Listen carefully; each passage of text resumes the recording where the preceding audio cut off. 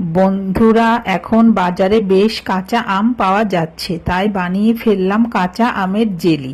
কিভাবে বানালাম তোমাদের দেখাবো।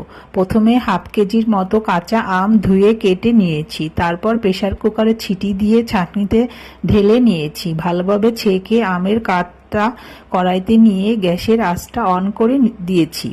তারপর 1.5 কাপ চিনি দিয়ে ভালোভাবে নাড়তে হবে। কালারের জন্য আমি কোনো ফুড কালার দেই নাই বন্ধুরা, সামান্য হলুদ দিয়েছি আর স্বাদের জন্য একটু লবণ দিয়েছি। 5-7 মিনিট ভালোভাবে নাড়তে হবে। মিষ্টি কম হয়েছিল, পরে আরও আধা কাপ চিনি দিয়েছি। আমের জেলিটা যাতে ঘরে অনেক দিন সংরক্ষণ করে রাখা যায় সেজন্য 1 চামচ ভিনেগার দিয়েছি আর ফ্লেভারের জন্য 2টো এলাচ গুঁড়া করে দিয়েছি। নাড়তে নাড়তে যখন আমের জেলিটা কড়াই থেকে ছেড়ে আসবে তখন নামিয়ে নিয়েছি। দেখুন বন্ধুরা, কালারটা কতটা সুন্দর হয়েছে।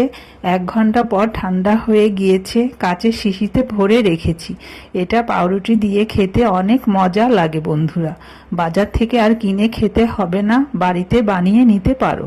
ভালো লাগলে লাইক, কমেন্ট, শেয়ার করো বন্ধুরা। ধন্যবাদ।